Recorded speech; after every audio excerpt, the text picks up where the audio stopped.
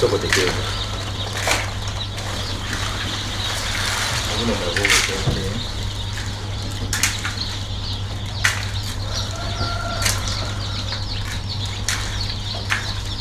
Nze COVID abaddewo, but I've been busy even through COVID.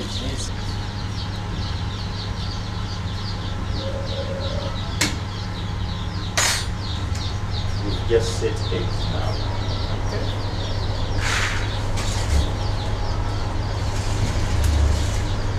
This is the incubator where the eggs start from.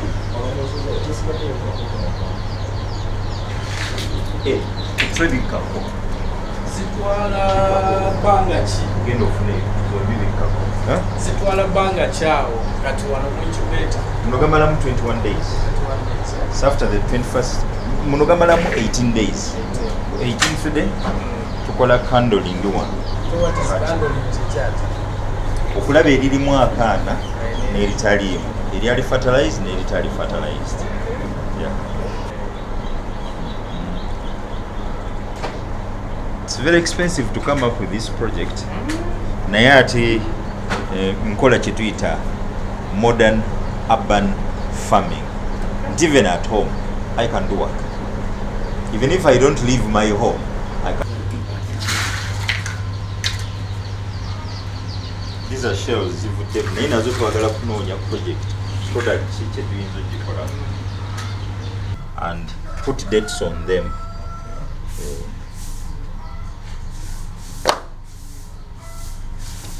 Robert, ndoza tugende tufunire eddala n'amagi kuva waggulu. Ekinzigyeko okubeera busy. I've been busy. Era mpise kwatoteke kagenda kwabo.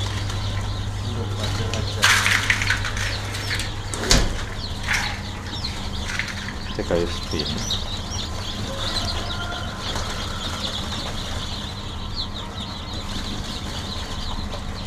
So kati eno ye hatcha. Muno mwegalulira. So this is the hatchery where the chicks hatch from. When we get the eggs, we put them in the incubator. Okay, these are the incubators. This is the incubator. Okay. This is the final process of hatching. This is the final process of hatching.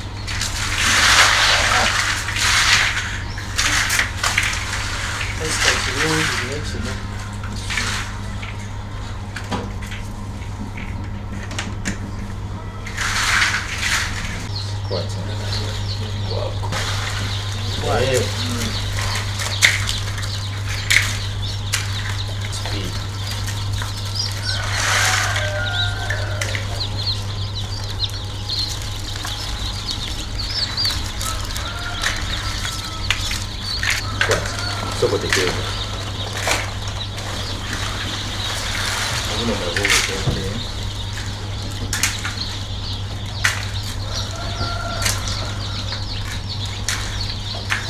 Nze COVID abaddewo, but I've been busy even through COVID.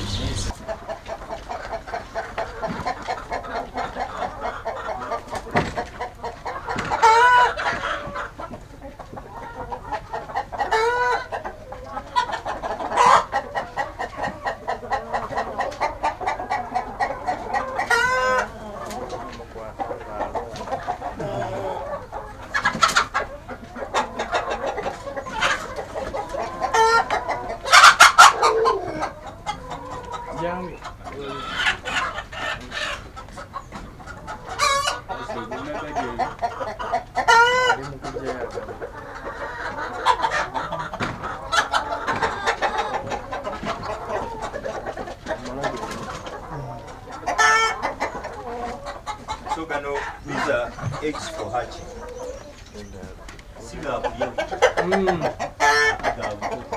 Okay.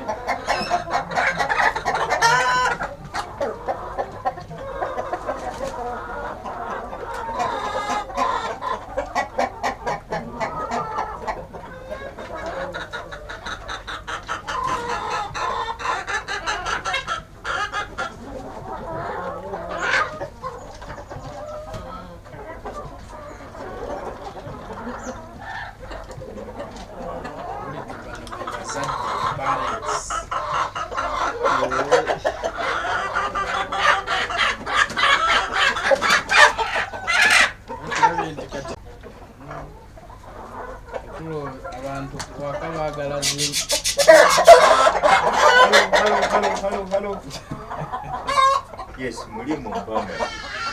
Yagala nkoko, yagala ssente.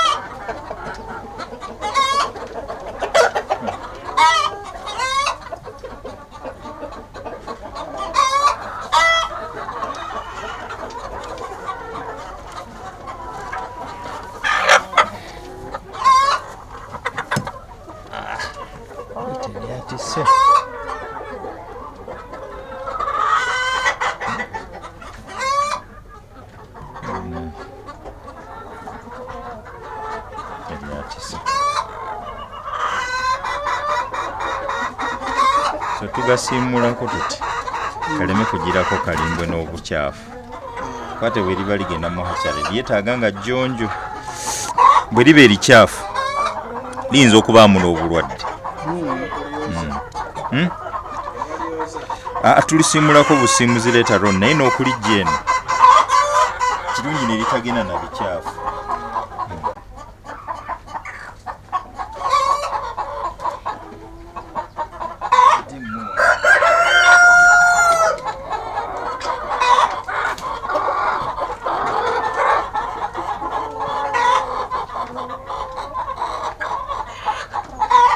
So zino enkoko baziyita croilers.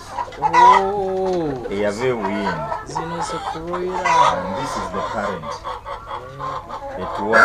Zindabikidde ng'ennansi. Nenga croiler.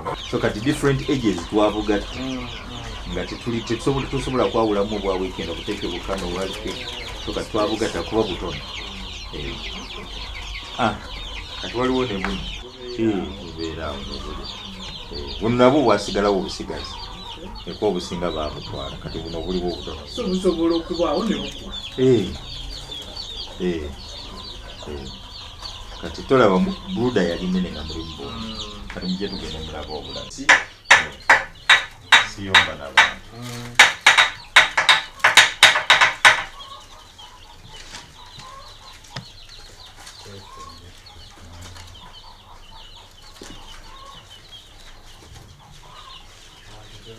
Small cottages. Obulaba bwonna gisituleko mu bbanga. Abulaba.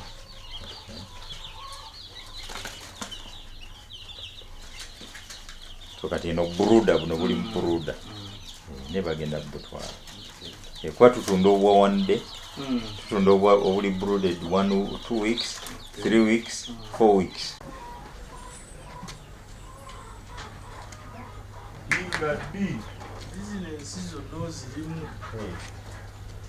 Kati oyo obutubukaza aba kati eri lubuto.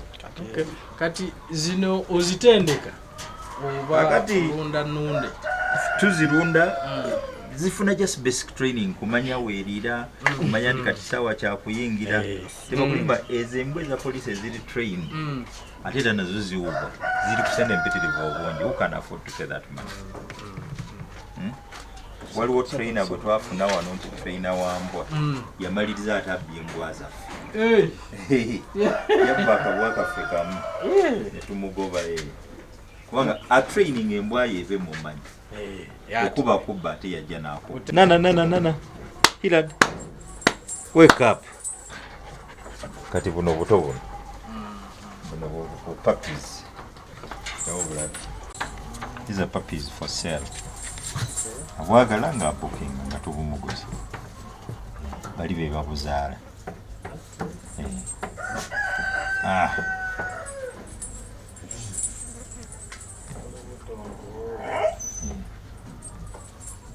Bulya kiro emisana tebulya. These are 3 months old.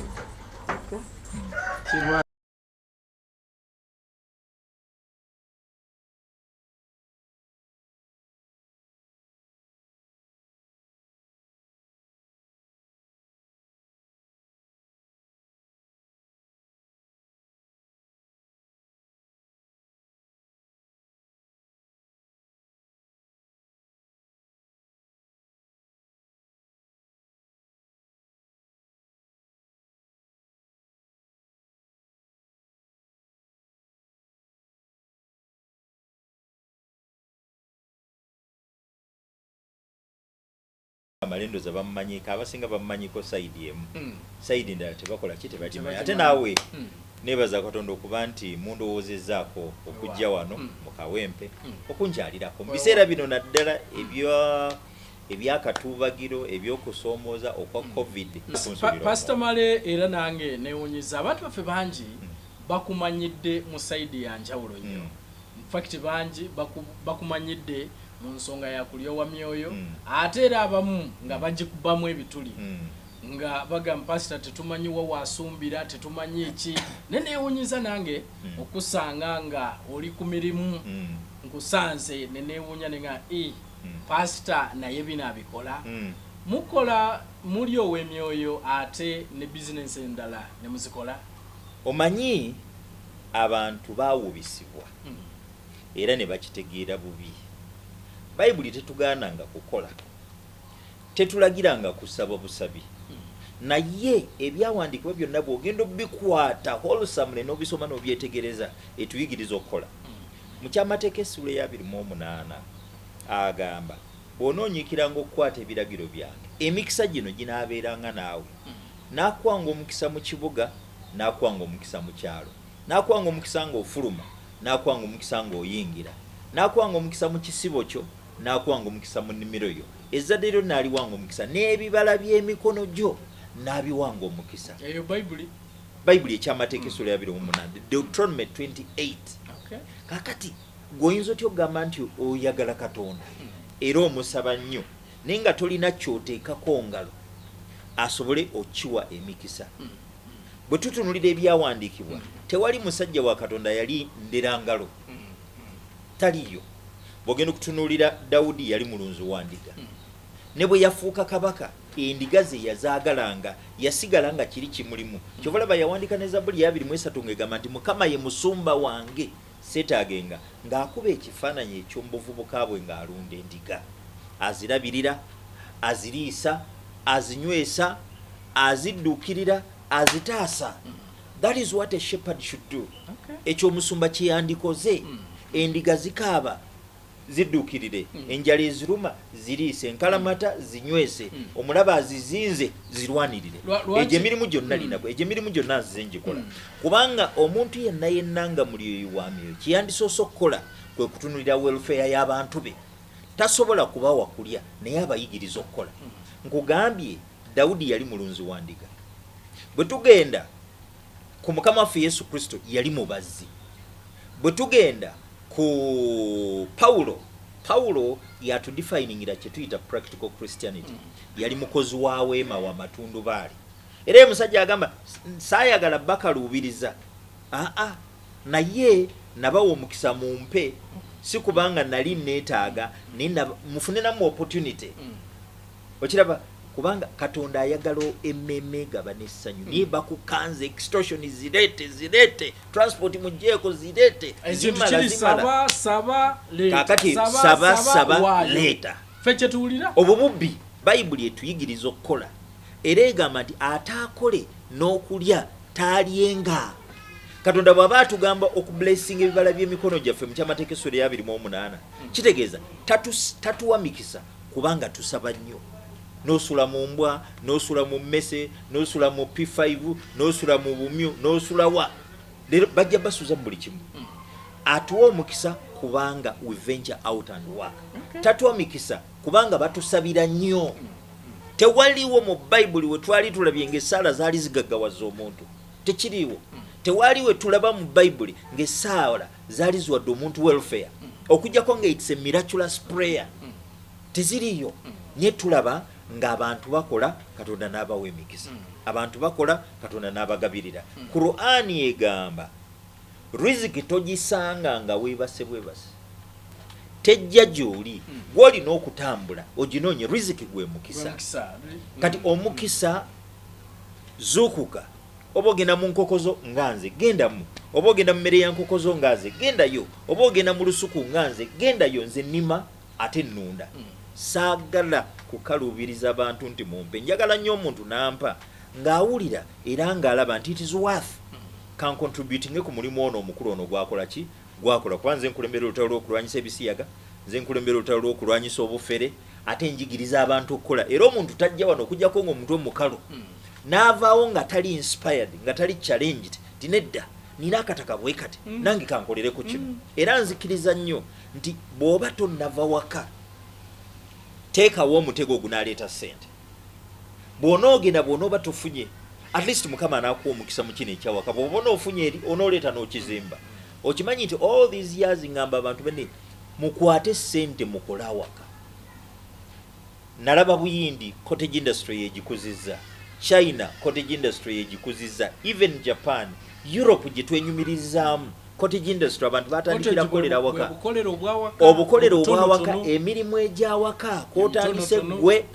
nga kisubi ne mukyalawo n'abaana nange wantwatandika nze mukyala wange baana netuguzimba katulinamu n'abakozi abaki abalala naye tosobola kugamba nti bajja kusabira kyovola banti abantu betamiddwa katonda oyo ne bakwata ne bawaayo ne batuuka n'okwavuwa lwaki tulina obwavu kati njigiriza nkyamu mu masinzizo mukole kubanga ataakole n'okulya taalinga bwemba mwagala okuyiga okulunda mujje mbayigirize bwemba mwagala obukoko obuto ndi wano factory njirina oba oyagala bwa lunaku lumu oba oyagala bwa mwezi oba oyagala bukuzeemu weeks 2 brooded jangu ekirala bw'oba olina amajigo ng'oyagala ogakwaluliza jangu tugakwalulize ate jangu tukuyigirize bw'oyinza okwaluza bw'oyinza okulunda kibeere nti korona ono bwe tunaamuvaamu otandika future naawe okubeerako n'ensimbi mu nsawo kiruma nnyo okuba nti osabiriza busabiriza kiruma nnyo okulaba nga abaana bo bali awo bakutuuliridde naye nga tosobola kufuna wadde 10 so nga ate osobola ogamba nti we ekikooko kyaffe kino batuweemu ogumu batuweemu 2 n'abaana bagenda kudda mu ssomero kantundeyo zino mitwalo gange 5 bagampe abaana badde mu masomero mukole kubanga otaakole n'okulya talinga tuli wano Kawempe ku polisi mbalagirire bw'otuuka ku polisi y'e Kawempe n'ofuna akabooda nti ngenda wa Pastor Male bakuleeta esimu zange ziri 2 0772 479 386 0772 479 386 ne 0702 19 6514 0702 19 6514 ne bwogenda ku mutimbagano n'oteekamu amanya Pastor Moses Solomon Male contacts era ejja zikuleetera nima n'okulima kati wano munsanze wano nima mu nnimiro ataakole n'okulya talinga sente muzikwate muzisige mu nnimiro so siziga mu masinzo g'abaffe Pastor Solomon Male ndozo mulidde bwagenze maaso n'okubanga atuwa enjiri eyo okutwaliza wamu njagala okubageza olunaku olulungi ekiseera ekirungi mubeere bulungi mweraba